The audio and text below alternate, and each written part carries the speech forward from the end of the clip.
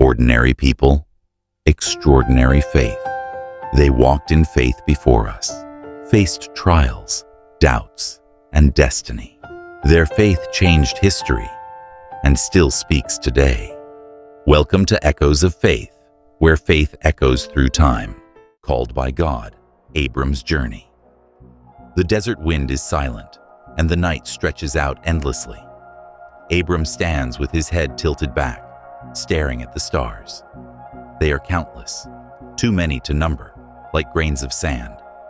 He exhales slowly, his breath visible in the cold air. Then, it happens. A voice, strong, clear, and unmistakable, cuts through the silence. Abram. He freezes. His heart races. This is not a sound that enters the ears. It enters the soul. Leave your country. Leave your father's house. Go to the land I will show you. I will make you into a great nation. I will bless you and make your name great. The words echo in his chest. His hands tremble, not with fear, but with awe. Greatness, blessing, legacy.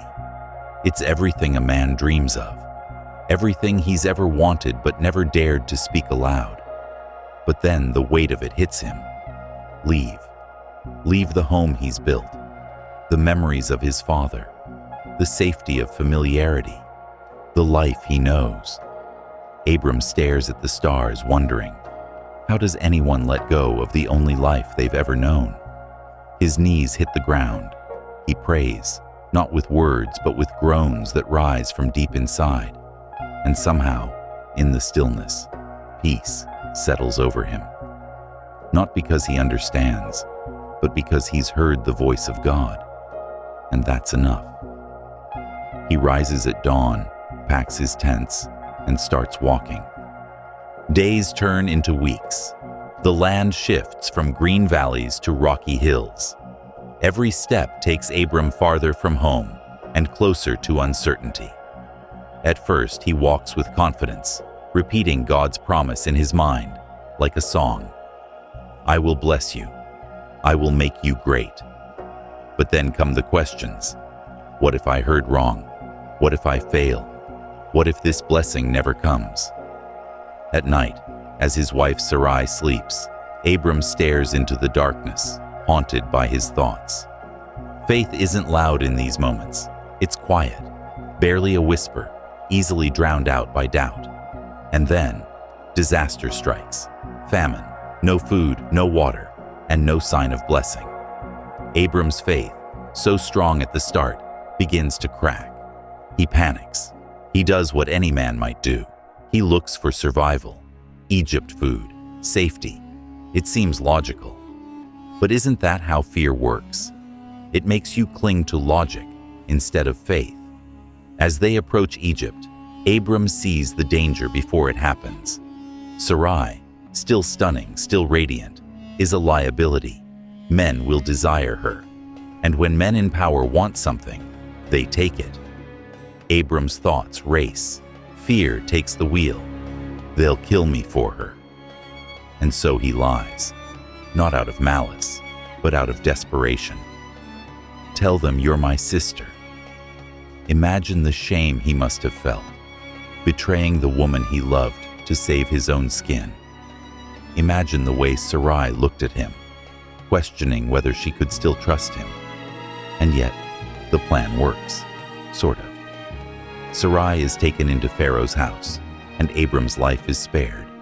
He's even showered with riches, livestock, servants, gold. But every night, he lies awake, tormented. God, is this what blessing looks like?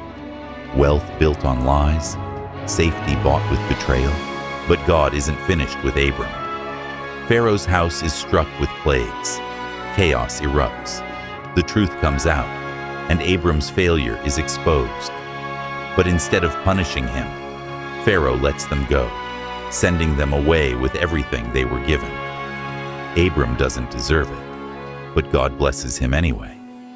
Isn't that the kind of God we serve? One who rescues us even when we mess up? Back in the land God promised, Abram's wealth grows. But with wealth comes conflict. His herds and Lot's herds can't share the land. The men start to fight, and Abram faces another test. Will he cling to his possessions this time? Will fear make him greedy? Abram has learned. Let's not fight, he says to Lot. You pick first. Whatever land you want, take it.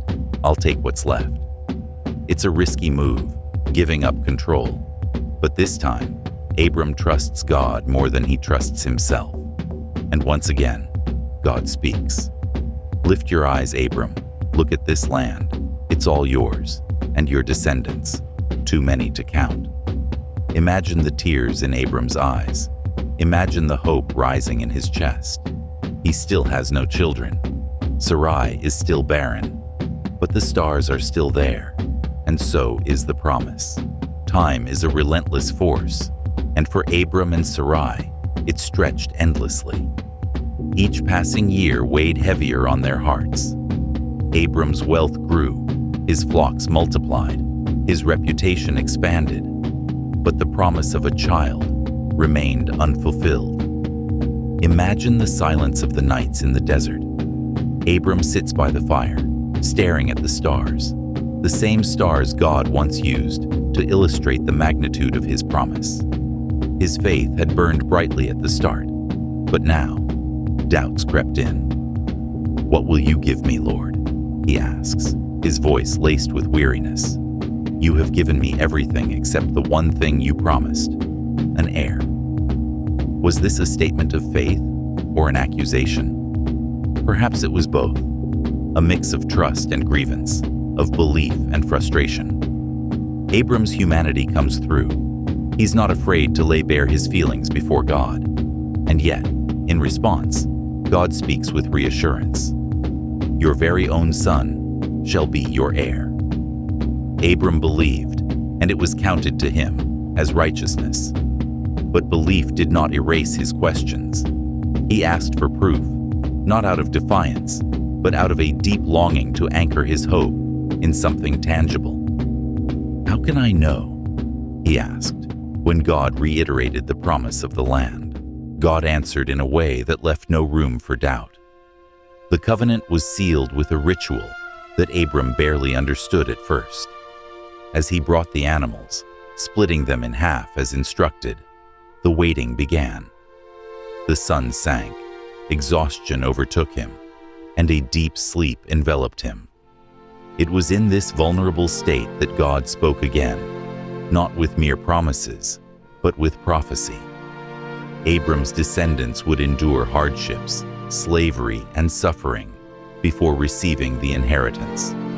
The words were heavy, yet they carried a divine assurance. A smoking fire pot and a flaming torch passed between the pieces of the animals, a symbolic act that confirmed God's covenant. In the silence that followed, Abram must have felt awe and a measure of peace. But human emotions are never linear. The years ahead would test his faith again and again. Sarai's silence throughout much of this story speaks volumes. She listened to Abram recount his visions and promises, but for her, the words must have rung hollow. Every month brought the same disappointment. Her body, her reality, contradicted the promises. Her plan was not born out of malice, but desperation. Take Hagar, she said, her voice steady but her heart breaking. Perhaps I shall obtain children by her. Abram complied without resistance, perhaps because he too was weary of waiting. But Hagar's pregnancy brought unforeseen consequences. The maidservant's pride and Sarai's wounded dignity created tension that Abram tried to sidestep. Do as you please, he said to Sarai, distancing himself from the conflict. Hagar fled, carrying her pain and confusion into the wilderness. There, God met her. Return and submit to Sarai, he told her, but not without offering hope. I will multiply your offspring so that they cannot be numbered. Even in human error, God's compassion extended to the vulnerable. 13 years passed after Ishmael's birth. 13 years of quiet, of growing into the roles they had carved for themselves. Then, God appeared again, this time with renewed promises and a change of identity. Abram became Abraham, meaning father of a multitude. Sarai became Sarah, meaning princess. The change was significant, marking a turning point in their journey. But the promise that Sarah herself would bear a child elicited laughter. Not derisive laughter, but laughter born of disbelief and the absurdity of hope. The Lord appeared again, this time in the form of 3 visitors, ensuring that Sarah would hear the promise firsthand. Her laughter, though hidden, was noticed. Why did Sarah laugh? The Lord asked. Caught off guard, she denied it. I did not laugh. But she did, and perhaps Abraham did too. Both laughed because hope had become a distant, fragile thing. And yet, God turned their laughter of disbelief into laughter of joy. Is anything too hard for the Lord? He asked. Abraham's journey shows that faith is not the absence of doubt, but the persistence to trust despite it. He doubted, he questioned, he even erred, but he kept walking in obedience. His steps, faltering though they were enough for God to fulfill his promises. God's faithfulness did not depend on Abraham's perfect faith. It was God's character, not Abraham's strength, that ensured the promise would come to pass. This story invites us to see ourselves in Abraham and Sarah. How often do we grow weary, waiting for God's promises? How often do we try to take matters into our own hands, only to create complications? Yet, this story reminds us that God works even through our missteps. He fulfills his promises, often in ways that defy logic and human understanding. When all hope seems lost, when the situation seems impossible, that is when God often chooses to act, so his power and faithfulness are undeniable. Is anything too hard for the Lord? Let that question linger in your heart as you face your own moments of doubt and waiting. God is faithful, even when we are not.